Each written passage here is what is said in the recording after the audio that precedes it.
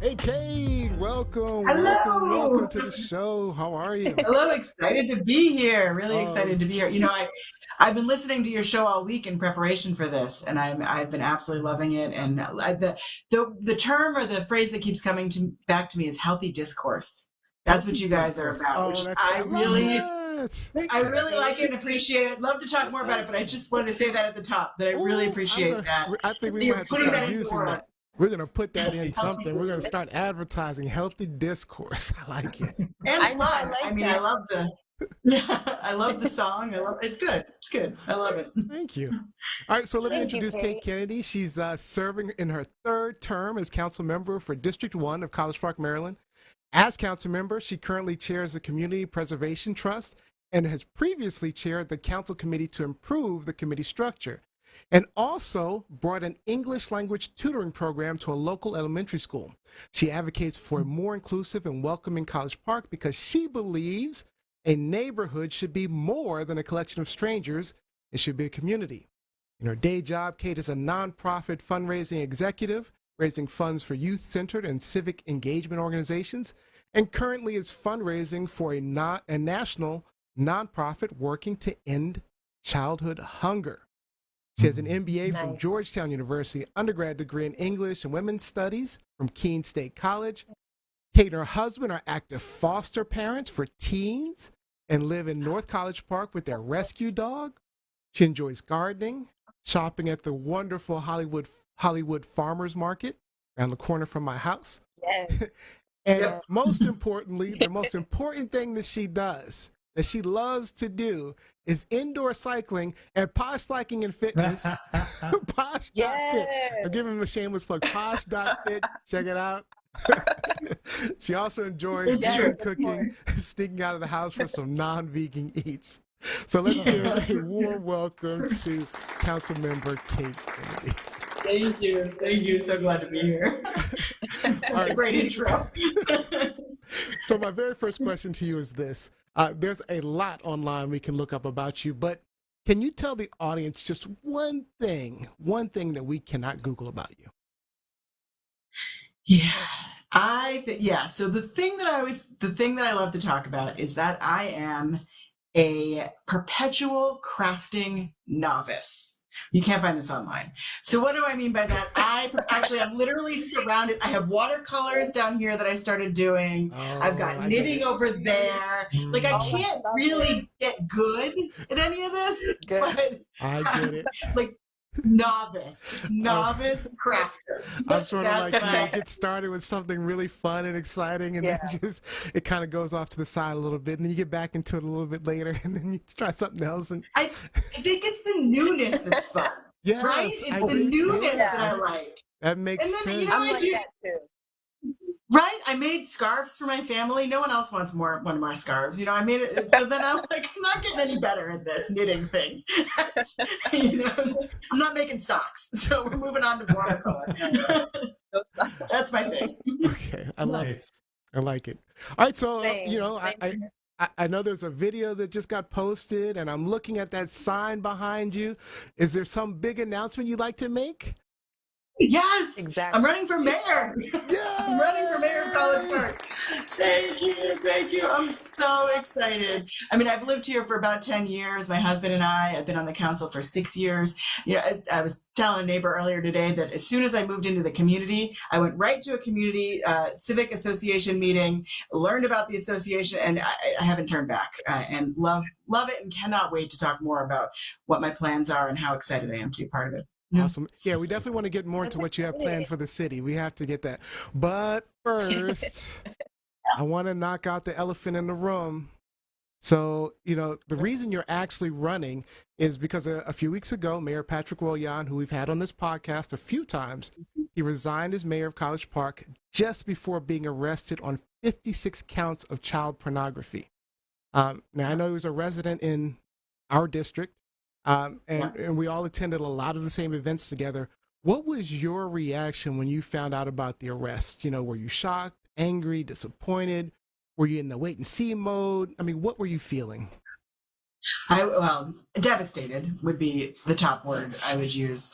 It was hard to process. I'm still in many ways still processing it, right? I still don't quite, it doesn't jive with the man I know. Yeah. With that said, I think, I mean, Neo, I see the words behind you, stop child abuse. That is the most important thing to focus on. And I keep centering that and what I'm saying. And the actions have stopped, right? So the actions that he was doing have stopped, which is the most important. I've also over the last few weeks reflected a lot on mental health.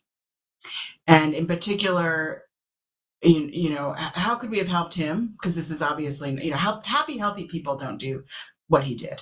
So how could we have helped him? And also, how do we as a city take care of each other? How does a mayor take care of their council, right? Because they're the leader of the council. How do they ensure that the council is functioning at a healthy level?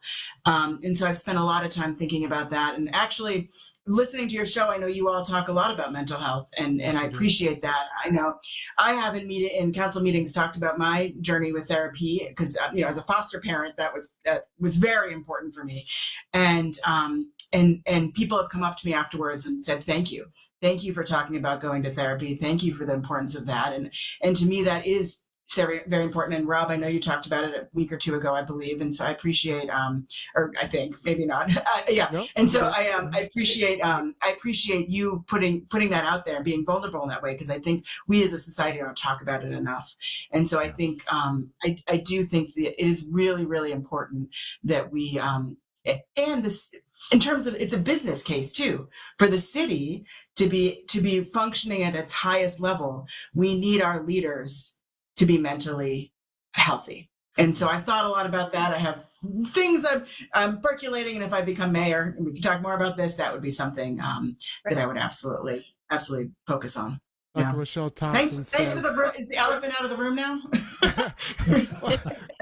So Dr. Rochelle Thompson, who's been a guest host on this show, and she's a psychologist, she says, yes, removing the stigmas from mental health. I love that point. So the council's been really quiet so publicly, so I do appreciate you being willing to share your thoughts. I'm curious, how do you feel like the council's handling that, though, in terms of emotionally, mentally? How do you think the council's handling? There have been a couple things we've gone through. This isn't the first. This is probably the worst situation we've gone through. We've run through a couple, and we get closer every time, and we get stronger every time. So I actually believe that we will come out of this stronger on the other end, and that has started to. I can see it happening, and so I know we're all devastated. We're all feeling those feelings, but we I people calling me this afternoon to make sure I was doing okay, and I really appreciate that support, and we're there for each other for sure. Yeah. Really good. Okay, elephant's out of the room. We can move on. Let me ask you, what skill sets do you bring to the table that you think make you a good mayor more than a council member? I know you're a fantastic council member. What skill sets make you a fantastic mayor? I thank you for that question. Great, and thank you for your assessment of my council memberness. I think the most important skill a mayor needs to have is the ability to facilitate the conversation. So the mayor doesn't actually have a vote; they just preside over the meeting and bring people together to have those conversations around what issues are important. So to me, the most important skill, and it's a skill that I believe I have in abundance of, is the ability to facilitate that conversation, both amongst the council and then also with the staff and the community. So so I can delve into that a little bit more if you want, but that I think is the number one. And I think just having a handle on what issues are important to folks, right? What are people and it's different. I mean, I've been knocking on doors for 2 weeks, right? And so I've been hearing it, and it's in being able to synthesize all of these different issues and come up with priorities that then we as a council can take on, because it's a lot to sort of figure that all out. Absolutely. If elected, how would you approach development in College Park? Oh, you just went right to it. That's the question. Right. That's it. You're in Ontario? You mean Ontario Street in College Park? That's where you're calling from? Because we do have an Ontario Street. I think that might be where you're calling from. Well, let me add on to that actually, because because Patrick was a popular mayor, and we've seen a lot of development in College Park. I mean, over the time. But that was mostly through a partnership with the University of Maryland. And with anything like that, there's a lot of sprawl, increased traffic, construction. Do you plan to continue to foster that relationship? And are you a proponent of the city's growth and development? To Robbie? Yes.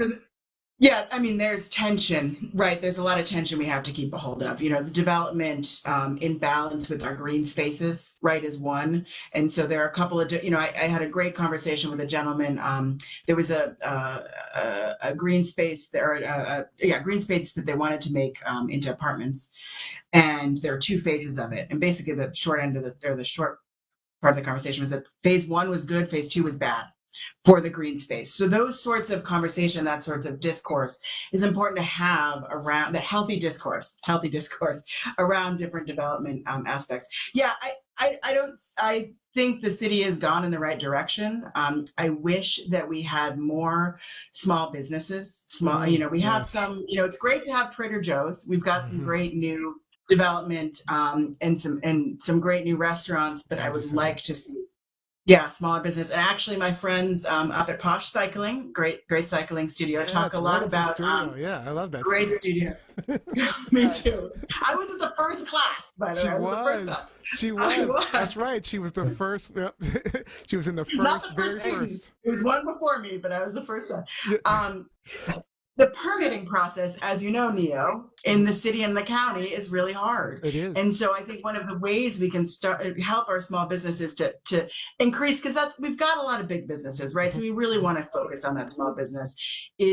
One of the ways to alleviate that stress is to bring the permitting process into the city and not have it at the county level. Yeah, so that's one of the things we've been talking about.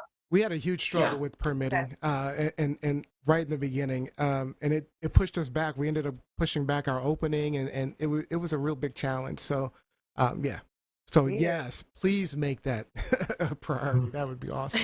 So there's things we want to do. There's things we want to do moving forward to make more small business more accessible. But the development we want to keep going. Just have the conversations around what's healthy and when we go too far. I do have another question online real quick.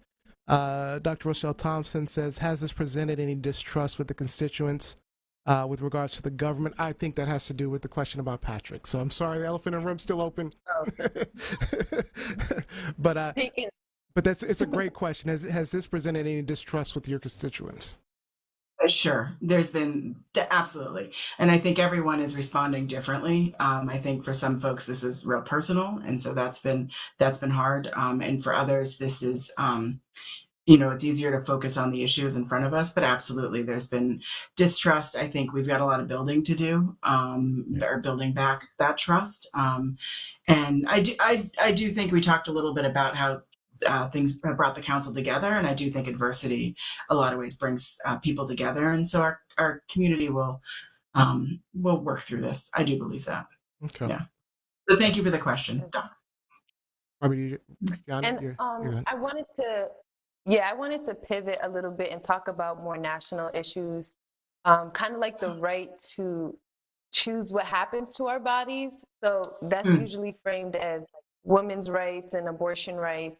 And I personally know I have the right to choose whatever happens, to my body personally. But I wanted to know, what are your feelings on the right to choose versus mandated, like government mandated laws in regards to women's rights and abortion, things like that? I'm not sure exactly what you mean by that last part, but I will tell you, my first job was at the Feminist Majority when I moved to DC, and I worked on the March to End. It was March for Women's Rights to Choose, basically. Can't remember the exact title of it, but absolutely, I'm a huge proponent of choice, and we don't deal with this at the local level. This isn't an issue that comes to us really, but we absolutely advocate when we can at the state and the national level for those for laws to keep government out of our bodies and out of our bedrooms, for sure. And those are things I support absolutely.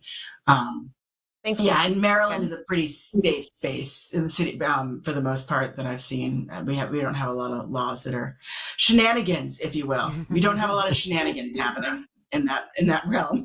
So luckily we don't have to hold anybody account there. But thank you for the question. I it's tough, I think, and not to go back to the mental health, but I feel like a lot of these things weigh on us, right? And these in the last year or so since Roe v. Wade was overturned, it's rough.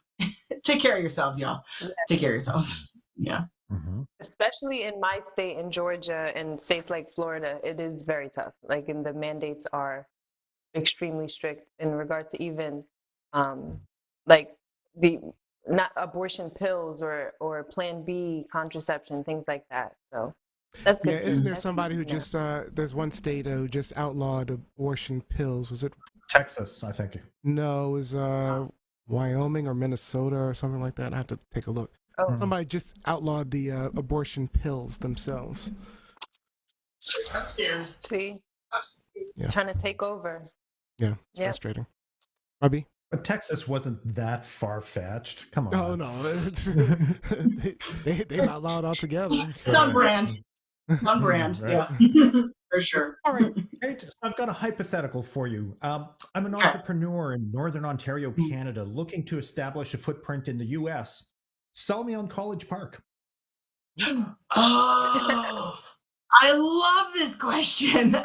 Well, we have the University of Maryland here, and so you've got access to a top 10 institution that has a lot of opportunities, a lot of knowledge, right? A huge knowledge base there. We have what we call our Discovery District, and so a lot of innovative and technology-based companies have come out of that. I don't know what your business is, but if that's something that you would want to leverage, you've got that there. We also have a really great base of folks. We've got a lot of students here. Our average, I should actually ask you, what is your business, or is this a hypothetical that I'm pitching just generally? Hypothetical. Okay. This is hypothetical. So we've got a lot of growth in young adults in this area. So you've got a lot of, if that's your business, if you want to focus on young adults, we've got a lot that are here. Our fastest growing group is under 40 essentially, so which is great. We have some great new restaurants coming in, which is also fun. So you can bring your clients out to some great food at our Grill Max, some steak, and we've got an Iron Rooster coming, which is breakfast all day. So you can breakfast all day. Finally, breakfast brunch all day. I'm there. It'll be fun. And Trader Joe's. We got Trader Joe's. So come on over and check us out. Yeah, it's been challenging to get restaurants to come in, so that's good to hear that we're getting more restaurants. Yeah. We've got some good stuff coming in, and we've just, it's you've got a spin studio in North College Park, so you can also after when you're done a good day at work, you can go spin in North College Park. I love it. All right, and nice. So since we're talking about College Park and North College Park, one of the frustrating things I found is there's been such a focus on growth and development around the university, and not so much in the neighborhoods like North College Park. It almost feels like it's a little underdeveloped. Will we see, with you as mayor, we see more spending focus on other communities away from the university? Okay. Yeah, and I think there's an opportunity because, hi, Relis. There's an opportunity to, the benefit of North College Park is that that the rents here are cheaper. There are less. And so we can attract more of those small businesses, the mom and pop shops that we were talking about, in places that are not downtown. And so there is a real, particularly Hollywood, which is the district that we live in that we're talking about with the spin studio. There's quite a few places there that are walkable.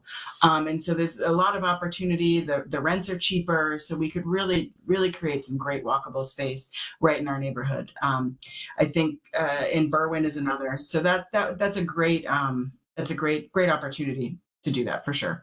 I would like to, it's my home. I would love to, we also, just redid the Hollywood streetscape, as you know, Yes. Neo. And so building on that, we're going to have some great events that'll happen there. We'll bring some folks in. So it'll be a lot of fun. Okay. Mm-hmm. Very good. Yeah. I mean, one of the things, and you know, that was probably the only thing that kind of bothered me with Patrick as mayor was that so much focus was put onto, you know, things around the college. The streetscape is good now that it's coming in because it does bring a little more walkability to the area, more access to some of the commercial district. And so that's a really good thing. So I'm looking forward to that. We do have a question. And that was a big, yeah. Go ahead. Oh, sorry, go ahead. I was just going to say that was a big, something I advocated for as council member, as you know. And I do think too that it's kind of moving north. The development is moving northward too. So that's part of what's going on. Yeah. Got a great question online from Aurelis Perez. Let's discuss future affordable housing for seniors and our disabled population. Can you name your top 3 priorities for College Park? Those are 2 separate questions. I love it. And thank you, Aurelis. Aurelis does great work in the city around our. I do know Aurelis. Yeah, in particular around affordable housing for seniors, which is important. One of the projects I'm most proud of as a council member is I created a affordable housing trust. It brought in $15 million. I was the chair of this initiative, and it's to help low and moderate income folks get housing quicker. Mm-hmm. And it also is keeping them as homeowners, which is great. So now that's a part. So phase 1 is to focus on folks that are new homeowners or new to the city. We also want, and this is, I think part of what Aurelis was asking, what we'd like to do as we get further into the trust is to work with seniors that want to stay in place and help them see what the house may need. So some seniors may need a ramp, or they may need a retrofitted bathroom, but they may not have the income at this point to do that. So could we find a way to give them that money and then have that house come into the trust so that it stays the trust? We want the houses in the trust to stay home or owner occupied. So that's part of what we're trying to do. So that's one of the things. I also really would like to have us see a senior living facility that is more in the city. We have some, but maybe more moderate income senior living in the city. I think we've got some great spaces that would accommodate that. And just the DC area needs more housing in general. It does. And senior housing is one of them. So that is an initiative that I can go into this. I think I answered that first question. Affordable housing is the first thing I talk about whenever I talk about my priorities. So I'm going into the second question. That was one of my questions. And the second question is, name your top 3 priorities for College Park.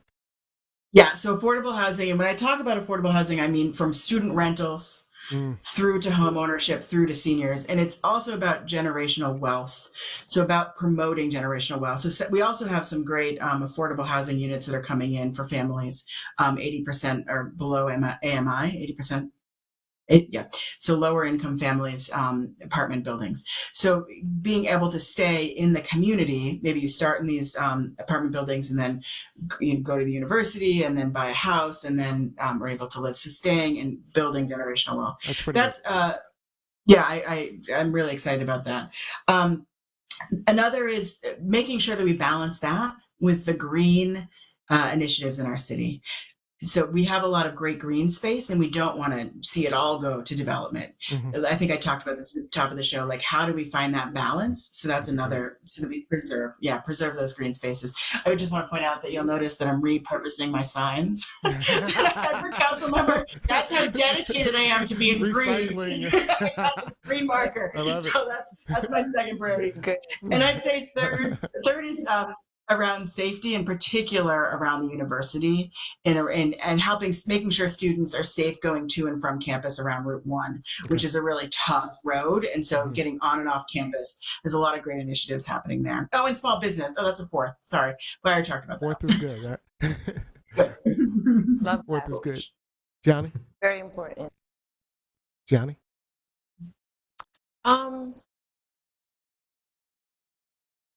That's kind of all the questions that I've had in regard to the national level. If you guys had any other questions. Yep. So I did have another question. So what about diversity equity, and inclusion. This was a big issue for the former mayor. Where do you stand? Yeah. Oh, well, couple of things is that's a big, we could fill an hour talking about that. I think that the top priority, we actually this week had a great presentation from our Restorative Justice Committee. We have in College Park a historically African American neighborhood called Lakeland, and the urban renewal in the 60s and 80s really decimated the neighborhood. And we are now 50 years later, or 40, not even 50, coming and really trying to make right by what happened. And so we have a restorative justice committee that's looking at ways that then that generational growth, generational wealth that I talked about is part of that. I mean, it's bigger than Lakeland, but it's part of it. But also having what we're calling truth and reconciliation around what did happen, talking about that and having a walking tour, having a museum and such. So that was a huge initiative. That's been a huge initiative. The project is continuing to grow and to continuing to flourish, and so we want to. That obviously we'll keep moving forward with that, and we would not want to go backwards. We just want to keep moving forwards.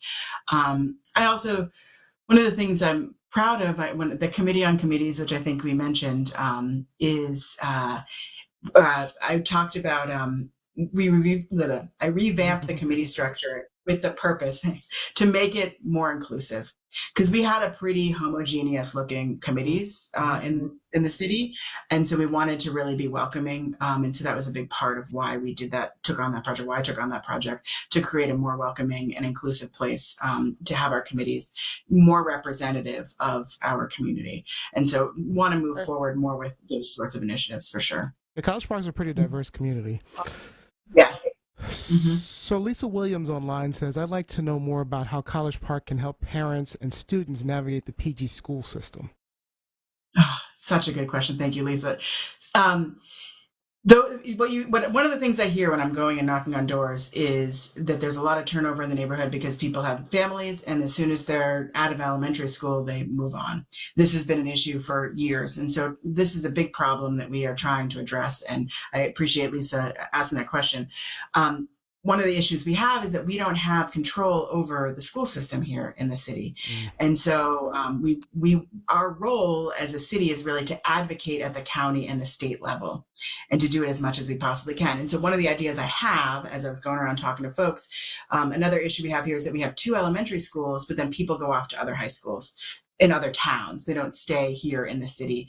And so I think it would be great if we could have a centralized sort of like PTA of folks that stay in the city, that then, maybe their kid is in Greenbelt, which is the city, Greenbelt Middle, which is the city next door, but they're still in the College Park sort of general PTA, and we're able to leverage that to advocate. So sort of an up to the advocacy county committee. level. That's awesome. Exactly. That's what I'd really like to see. And particularly the parents, having those parents involved, because they really get excited at the elementary. We have really good, strong PTAs at the elementary school, and moving it up. Yeah. That's really good. Good question, Lisa. Thank you. That's a great question. We have about 5 minutes. Robbie, did you have a question? 4 minutes. If you could reverse any decision made by a previous city council, including the current one, what would it be and why? Great question. Yeah. It would be, it was the question that actually was a big topic when I was running, and that is the non-citizens voting. So we had, the council got together and it was a mess. You can Google it, but it was a logistical mess.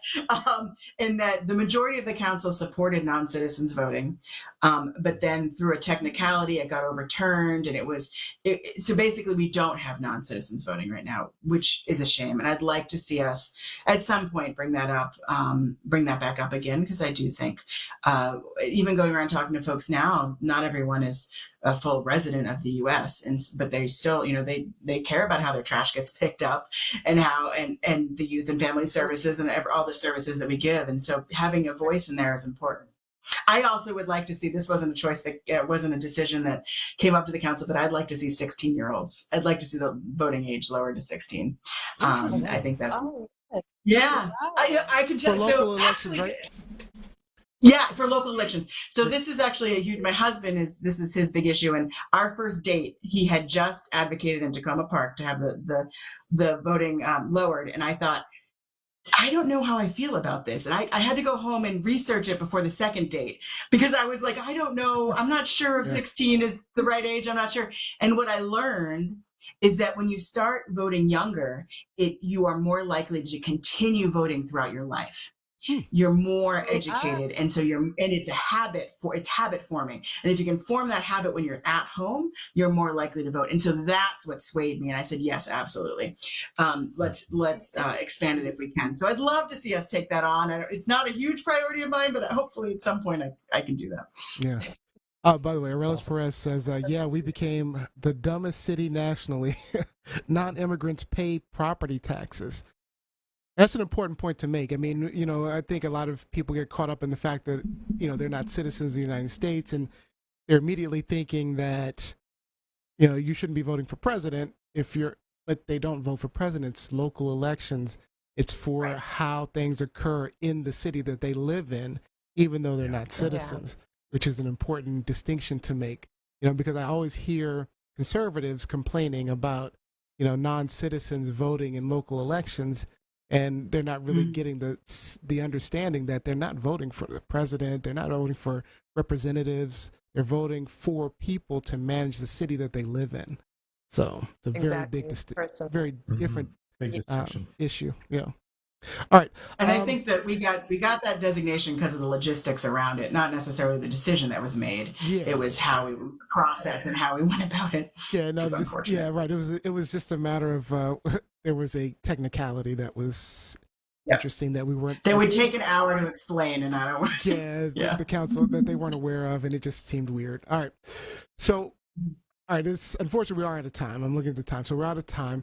But I wanted you to, if you can, let people know where they can find you so that they can support you, and also give any final words that you have to our audience. Sure. kateforcollegepark.com. That's my website. You can contact me there. You can take a survey about what you find important in the community. You can donate to my campaign. That would be great. And I'd love to hear from folks. I'd love to hear from folks in College Park and across the country and the world, in Canada, up there in Ontario. I'd love to hear more about your thoughts and look forward. I mean, it's a short turnaround. May 6th is the election, so it's going to happen quick. But it's a really good point. Yeah, looking forward. A reminder that it is a short turnaround because they're replacing the outgoing mayor, so it's a very short period. Was it 60 days, right? That you had to 65 from when he resigned. So yeah, it's a special election So I should say, May 2nd, early voting, Davis Hall. May 6th. Is the final day to vote and at City Hall, and there'll be opportunities before that to drop off ballots. And out of curiosity, isn't the regular election coming up this year as well, or is that? Yeah. So whoever wins this will have to come do it again in November. Again in November, yeah. Well, wow. Okay. Interesting. So you're doing that in November as well? That's the plan. If I win, yeah, absolutely. Sounds good. Well, thank you so much, Kate, for joining us. Thanks for sharing thanks for being open and honest with us about everything that's going on in your career. Look forward to speaking to you again. Thank you so much. Thank you. All right. Thank you. Bye-bye. Thank you all. Thanks. Thank you.